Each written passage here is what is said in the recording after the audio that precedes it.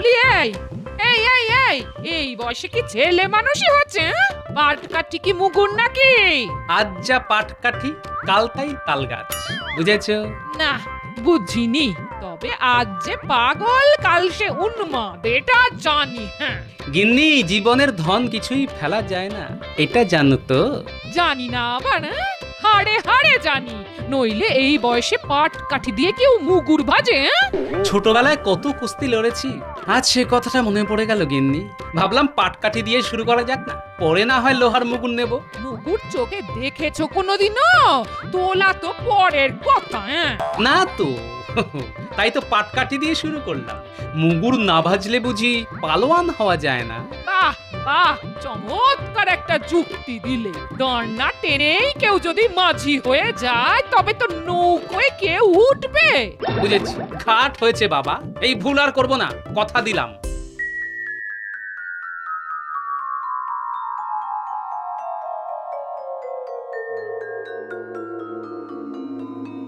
মন্ত্রী, একটা জরুরি কাজে কাউকে কয়েকদিনের মধ্যেই বর্ধমান যেতে হবে। সেখানকার মহারাজকে একটা খুব গোপনীয় পত্র পৌঁছে দিতে হবে। তা মন্ত্রী, বলো তো, এই কাজের দায়িত্ব কাকে দেওয়াটা ঠিক হবে? আমার মনে হয় মহারাজ, মন্ত্রী এই কাজের জন্য সবচাইতে নির্ভরযোগ্য ব্যক্তি, তাকেই এই কাজে পাঠানো হোক। গোপাল, এটাই তোমার দোষ। মহারাজ কাকে পাঠাবেন তা ঠিক করবে হয় তিনি, না হয় আমি। তুমি মাঝখান থেকে ফোন কাটছো কেন? মন্ত্রী, ভুলে যেও না, এটা প্রকাশ্য রাজসভা। গোপাল তার বক্তব্য পেশ করেছে মাত্র। মহারাজ, বর্ধমানে যাওয়াটা তো এবার কোনো দামি জিনিস বা সোনাদানা নিয়ে যাওয়া নয়, গোপনীয় চিঠি। তাই এই নিরীহ কাজের উপযুক্ত লোক মন্ত্রী নিজেই। এই কাজের জন্য যাতে আপনি মন্ত্রীকে নির্বাচন করেন, আমি সেই কথাটাই মহারাজকে বলেছি। এবার মন্ত্রী বলুক, আমি কি খুব খারাপ কথা বলেছি মহারাজ?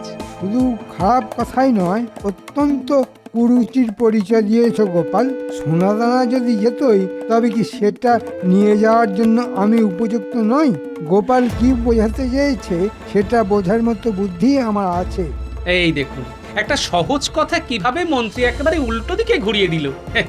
আমি বলতে চেয়েছিলাম, সোনা দানা নিয়ে গেলে রাস্তায় চোর ডাকাতের ভয় থাকে, এমনকি প্রাণের মায়াও মাঝে মাঝে ত্যাগ করতে হয়। কিন্তু একটা চিঠি নিয়ে গেলে তার কি কোনো মূল্য ডাকাতদের কাছে আছে মহারাজ? কিন্তু এই সাধারণ কথাটাই মন্ত্রী তার অসাধারণ বাগ্মিতায় ঠিক উল্টো পথে চালিত করলো। মহারাজ, এ ব্যাপারে আমার আর কিচ্ছু বলার নেই, এই আমি চুপ করলাম। আপনি যে সিদ্ধান্তই নেবেন আমি মাথা পেতে নেব মহারাজ। তাহলে আমিই বলি, কে যাবে? গোপাল ঠিক কথাই বলেছে, এটি রাজকার্যের মধ্যেই পড়ে। তাই মন্ত্রীকেই আমি নির্বাচিত করছি এই কাজের জন্য। কি মন্ত্রী, রাজি তো? আমি আর কি বলবো মহারাজ, গোপালই তো আমার হয়ে সব বলে দিয়েছে। সহজ করে কথা বলেন না কেন? আপনি যাবেন কি যাবেন না সেটা মহারাজকে স্পষ্ট করে বলে দিন না। আগে গোপাল যখন চাইছে তখন আমিই যাব। মহারাজ, আপনিও সেটাই চাইছেন, তাই আমার কাজ আমাকে বুঝিয়ে দিন, আমি যাওয়ার জন্য প্রস্তুত। উত্তম উত্তম, তাহলে যাওয়ার জন্য তৈরি হও, এবং সেটা যত তাড়াতাড়ি সম্ভব।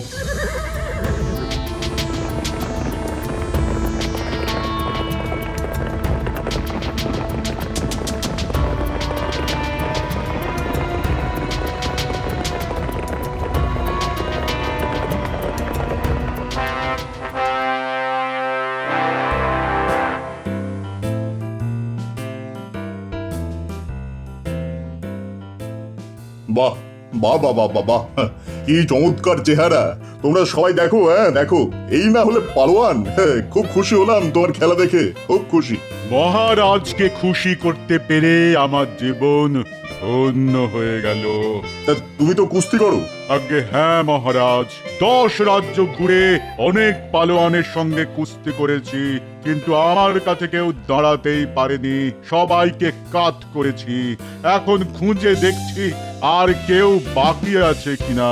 মহারাজের জয় হোক। আমাদের মহারাজ আপনাকে এই গোপনীয় পত্র দিয়েছেন, সেটা দিতেই আমার এখানে আগমন। আপনি উত্তর দিলেই আমি আবার ফিরে যাব। দাও, পত্রটা দাও। ততক্ষণে তুমি এই পালোয়ানের শরীরটা দেখো। হ্যাঁ হ্যাঁ হ্যাঁ, যেন মন্দিরের দেওয়ালে আঁকা মূর্তি। পালোয়ান, ইনি কৃষ্ণনগরের মন্ত্রী। ওনাকে খেলা দেখাও, দেখাও দেখাও। বাহ বাহ, কি সুন্দর তোমার শরীর। মহারাজ ঠিকই বলেছেন, এই শরীর যেন মন্দিরের ভাস্কর্য। তা তুমি কি কুস্তি লড়ো? আরে ওর মুশকিলটা হলো 10 রাজ্যের কেউই ওর সঙ্গে কুস্তিতে পেরে ওঠেনি। তাই ও আর কেউ বাকি আছে কিনা তাই খোঁজ করছে। তা তুমি জানো এমন কোনো পালোয়ান আছে কিনা যে ওর সঙ্গে লড়তে পারে? হ্যাঁ, একজন আছে, সে নিজেকে মস্ত পালোয়ান মনে করে। মহারাজ, তার নাম হয়তো শুনেছেন। কে বলো তো? আমি চিনি এমন কোনো পালোয়ানের নাম তো মনে পড়ছে না। না, আগে তার নাম গোপাল ভাঁড়। গোপাল মানে তোমাদের রাজ্যের ভাঁড়? হ্যাঁ, তাকে তো চিনি। সে আবার কবে থেকে কুস্তিগির হলো? হ্যাঁ, মহারাজ, গোপাল জীবনে অনেক কিছুই করেছে। প্রথমে কুস্তিগির হওয়ার চেষ্টা করেছিল, সেখানে সবার কাছেই হারতে হারতে নাপিত হলো। সেখানেই এর চুল কাটতে গিয়ে ওর কান কাটে, আবার এর গোপ কাটতে গিয়ে ওর মাথা মুড়িয়ে দেয়। তারপর আমাদের মহারাজকে ভালো মানুষ পেয়ে তার ভাঁড় হয়ে গেল। তবে শুনেছি ওনাকে এখনো কুস্তির আখড়ায় যায়। কি বলছো? মানে কিছুই তো বুঝতে পারছি না। গোপাল কখনো কুস্তি করতো এটা তো আমি বিশ্বাসই করতে পারছি না। হ্যাঁ, আচ্ছা, আপনার পালোয়ানকে বলুন ও যেন বলে সে কৃষ্ণনগরের পালোয়ান গোপাল ভাঁড়ের সঙ্গে লড়তে চায়। এই কথা রটিয়ে দিলেই দেখবেন গোপাল রাজি হয়ে যাবে। এ ব্যাপারে আমি আপনার সঙ্গে বাজি ধরতে পারি, আর এই রটনার কাজটা আপনিই করবেন। কে এই গোপাল ভাঁড়? আমি ওকে কিসে সব হাড় গোড় ভেঙে দেব। না না, তা করতে যেও না পালোয়ানজি, প্রাণেই মেরো না। দেখো পালোয়ান, গোপাল যেন প্রাণে বেঁচে থাকে। হ্যাঁ, মাটিতে বারবার ফেলো, কিন্তু দেখো ওর যেন কোনো গুরুতর আঘাত না লাগে। বুঝেছো তো? যথা আজ্ঞা মহারাজ।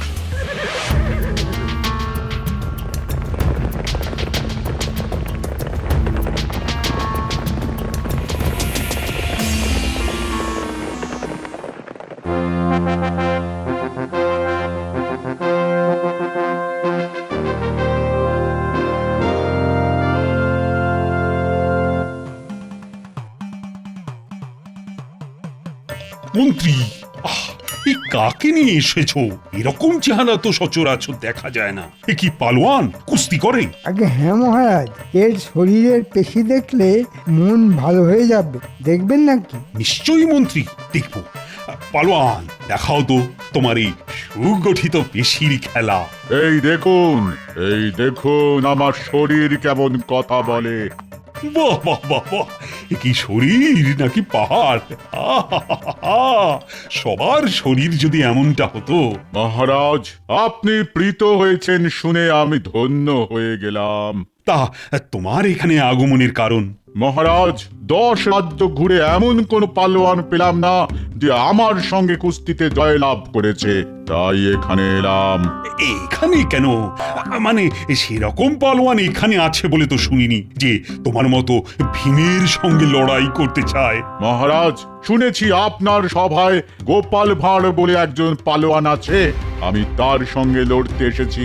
তাকে হারাতে পারলে কোনো রাজ্যেই আমার আর কোনো প্রতিদ্বন্দ্বী থাকবে না। হ্যাঁ, কি কি কি বললে তুমি? গোপাল ভাঁড় সে লড়বে তোমার সঙ্গে কুস্তি? এই বুদ্ধি তোমাকে কে দিয়েছে? নিশ্চয়ই আমার মন্ত্রী। মহারাজ, এমন কাজ আমি করতে পারি? গোপাল আমার কতদিনের সহকর্মী, তার কোনো ক্ষতি হোক সেটা আমি চাইবো? এটা হতে পারে?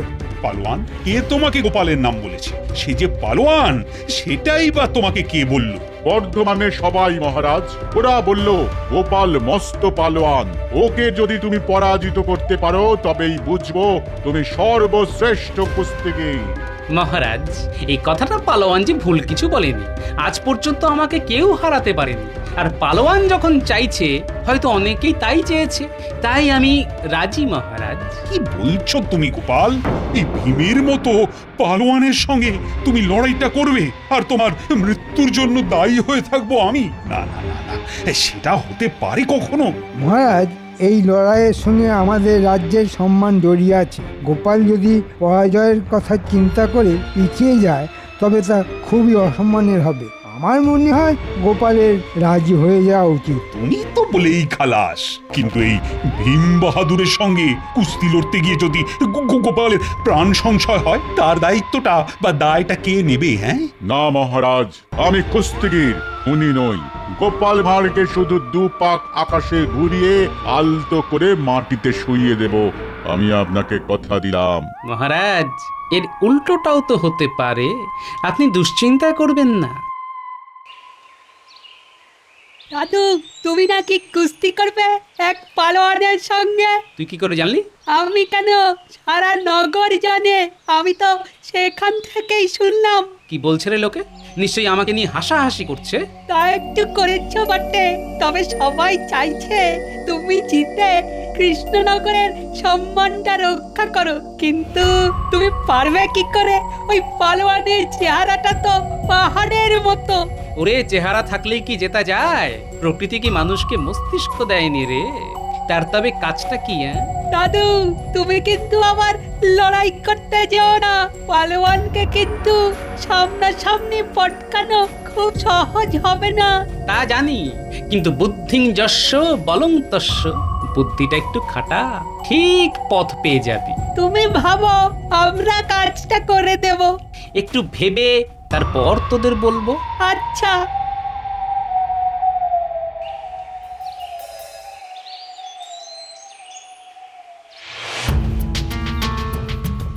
এবার গোপালকে কে বাঁচায় দেখি। ওর হাড় বার করে পালোয়ান শাহী কাবাব বানাবে বলে শুনলাম। দারুণ খেতে হবে কিন্তু। তোরা সবাইকে বলে দিয়েছিস তো? বলবি যে গোপালই এই কুস্তিগিরকে লড়াই করতে আমন্ত্রণ করেছিল। এই কুস্তিগির 10 রাজ্যের যত পালোয়ান আছে তাদের পরাজিত করে এখানে এসেছে গোপালের সঙ্গে লড়বে বলে। সে কথা জানতে আর কারো বাকি নেই, সবাই জানে। লোকে তো বলা বলি করছে এবার গোপালের পঙ্গু হওয়ার দিন এসে গেছে। এ কথাও বলছে যে গোপাল নাকি বাকি জীবনটা বিছানাতেই কাটিয়ে দেবে। ভালোই হবে, ওর বুদ্ধি আর মহারাজের কোনো কাজে লাগবে না। বেটা লজ্জায় আর কথাই বলতে পারবে না, বোবা হয়ে যাবে। আর মহারাজকে বুদ্ধি দিয়ে আমি বড়লোক হয়ে যাব।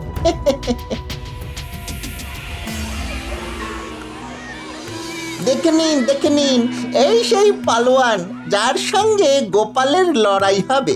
সবার কিন্তু আশা চাই। এটা গোপাল কি করলো?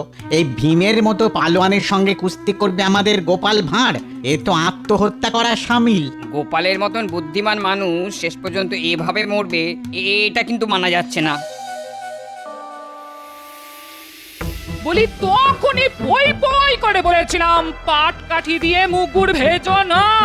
কোথা থেকে কি হয়ে যায় দেখলে তো? তুমি চিন্তা করো না তো, লড়াই লড়ার অনেক কায়দা আছে, তুমি তার সবটা জানো না। আমি তো কিছুই জানি না। যখন হাত পা ভেঙে বিছানায় পড়ে থাকবে তখন তো সেবা আমাকেই করতে হবে। কেউ এসে কি কোনো খোঁজ নেবে?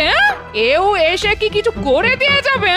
আমি কারো সেবা নেই না গিন্নি, বরং অন্যের সেবা করি। সে যাকে, এখন যা বলি সেটা ভালো করে শোনো। এই তোরাও শোন। আমি তো জানি রাখে গোপাল, মারে কে। এমন একটা বুদ্ধি বার করবে যে ওই বেটা পালোয়ান পালাতে বাধ্য হবে। আগে কথাটা তো শোনো। গিন্নি, তোমার ভাঁড়ারে যত গুড় আছে তা পুঁটির বাবার হাতে দিয়ে দাও। কুস্তিতে গুড় কেন লাগবে ঠিক বুঝলাম না তো। আগে কথাটা শোনোই না, তারপর যা বলার বলবে। আগে দুঃখিত। হ্যাঁ, যা বলছিলাম। গিন্নি শোনো, তোমার হাতে যত গুড় আছে তা নিয়ে জামাই যাবে লড়াইয়ের মাঠে। যেখানে কুস্তির দাগ কাটা আছে সেখানকার মাটিতে গোল করে গুড় ছড়িয়ে রাখবে, মাটির সঙ্গে মিশিয়ে। কেউ যেন তা আগে থেকে বুঝতে না পারে। আর গুলটে, তোকে একটা কাজ করতে হবে, পারবি তো? দাদু, কোন কাজটা আমরা পারিনি, তুমি যেভাবে বলবে সেভাবেই করব। বেশ, তবে একটা কাজ কর, পিঁপড়ে ভর্তি কিছু মাটি নিয়ে আসতে পারবি? বেশ অনেকটা। মাঠের গুড় পেলে যেন তাড়াতাড়ি তারা গুড়ের মধ্যে ঢুকে যায়। কিরে, পারবি তো? পিঁপড়া ভর্তি মাটি তো আমাদের বাগানেই আছে। মাটিটা ঝুড়ো, একটা ঠোঙায় করে নিয়ে যেতে হবে। তুই ওই মাটিতে বেশ কিছুটা গুড় ছড়িয়ে আয়। কাল সকালের আগেই ওই মাটি আমাকে ঠোঙায় করে দিয়ে দিস, কেমন? বুঝেছি, আমি কাল কেউ ঘুম থেকে ওঠার আগেই পিঁপড়ে ভর্তি মাটি তোমাকে দিয়ে যাব। সাব্বাস ছেলে। কাজটা কিন্তু ভালো হলো না মহারাজ, এটা মন্ত্রী চালাকি বলেই মনে হচ্ছে। আমি তা জানি রানী। গোপালকে পঙ্গু করে দেওয়ার জন্যই ও ওই পালোয়ানকে এখানে ডেকে এনেছে। কিন্তু গোপাল যে কেন রাজি হতে গেল? ও তো না করলেই হয়ে যেত। মহারাজ, গোপাল নিশ্চয়ই কোনো উপায় বার করে রেখেছে। ওহ, তোমার কথাই যেন সত্যি হয় রানী। আমাদের গোপালের যেন কোনো ক্ষতি না হয়।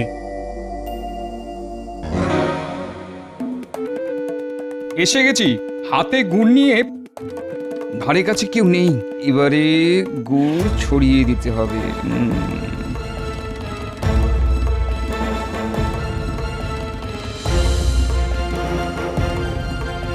ওই তো গাছটা, ওর মাটিতেই পিঁপড়ের বাসা ভর্তি। এবার আরো গুড় ছিটিয়ে দিলাম, কত খাবি খা। কাল সকালে কিন্তু কাজের কাজটা করতে হবে। কিরে, বুঝলি রে লক্ষ্মী পিঁপড়ের দল? যাক, কুস্তির জায়গাটা একেবারে গুড়ে মাখামাখি করে দিয়েছি। কাল এমনিতেই এমন পিঁপড়ে আসবে যে পালোয়ানের পালানো ছাড়ার কোনো পথ থাকবে না।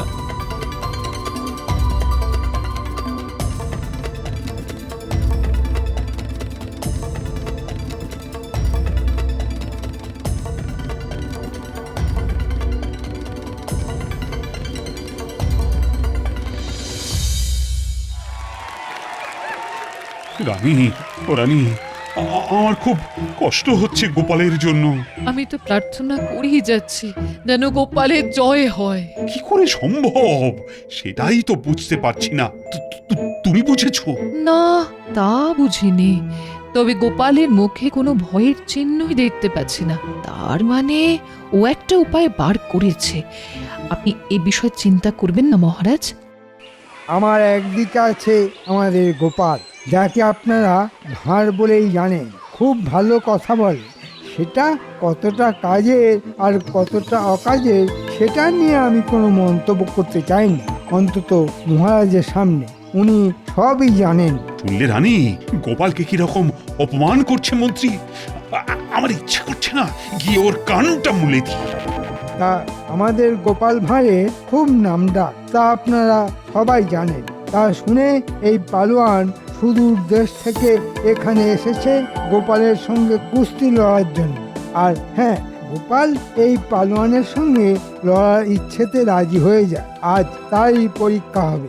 আসুন আমরা এখন এই কুস্তি দেখি। এই দেশ, এই রাজ্য আমার জন্মস্থান। তার সম্মান বজায় রাখতে আমি লড়াইতে রাজি হয়েছি। কিন্তু কুস্তি শুরুর আগে আমি দেশের মাটিতে একবার প্রণাম করতে চাই। যদি এই সুযোগ আর আমার সামনে না আসে, তাই। শুনলে রানী, শুনলে গোপাল কি বলল? সত্যি ওর মতো দেশপ্রেমিক আমি কখনো দেখিনি। সাবাস, সাবাস গোপাল। মহারাজ, এক্ষুনি কুস্তি শুরু হবে। আপনি মন দিয়ে গোপালের লড়াই দেখুন। যতক্ষণ আমার ধরে প্রাণ আছে ততক্ষণ এই মাটির অসম্মান আমি হতে দেব না। এটা আমার প্রতিজ্ঞা। কারোর সাধ্য নেই এই কাজ থেকে আমায় বিরত করতে পারে। দেশের ভূমি প্রণাম আমার হয়ে গেছে, এবার আমি লড়াইয়ের জন্য প্রস্তুত। এসো হে পালোয়ান, দেখি তোমার দেহে কত শক্তি আছে। তোমার সঙ্গে কুস্তি লড়তে হচ্ছে সেটা ভেবেই আমার হাসি পাচ্ছে। কত ইয়া বড়া বড়া চেহারার পালোয়ানকে আমি মাথায় তুলে মাটিতে ফেলে দিয়েছি, আর তুমি তো তাদের কাছে নস্যি। ধরবো আর মাটিতে আছাড় মারবো। আরে পালোয়ান, কাছে তো আগে এসো। আমি তো আর পালিয়ে যাচ্ছি না।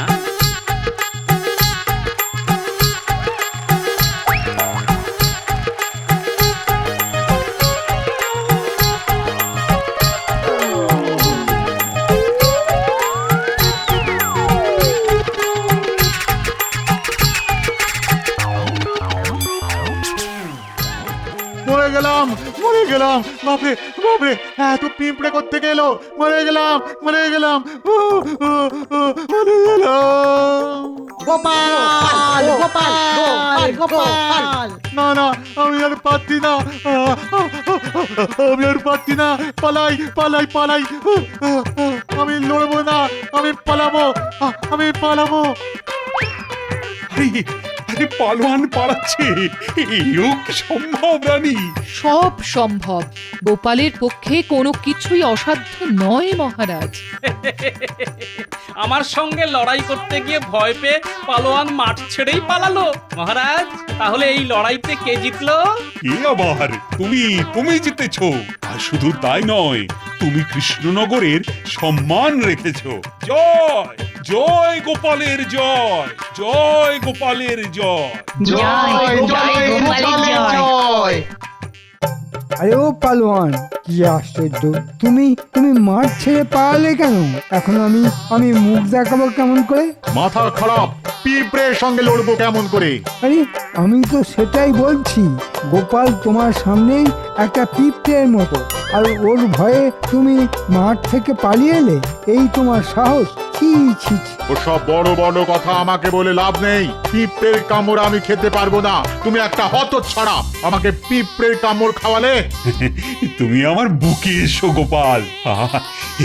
এই অসম্ভব ব্যাপারটা কি করে ঘটালে তা আমি কিন্তু এখনো বুঝতে পারিনি। আমি পেরেছি, আর এই জন্যেই গোপালকে রক্ষা কারো পক্ষে সম্ভব নয়।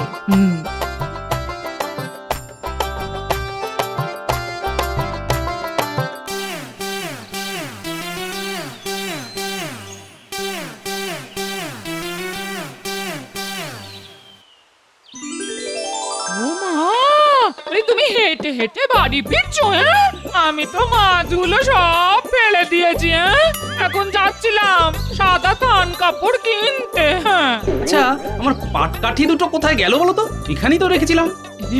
দেখো, ওই যে দুটো মুগুর কিনে এনেছি। হ্যাঁ, তুমি যে এত বড় কুস্তিগীর তা তো আগে জানতাম না। হ্যাঁ, এখন জেনেছি, তাই তো নিয়ে এলাম গো।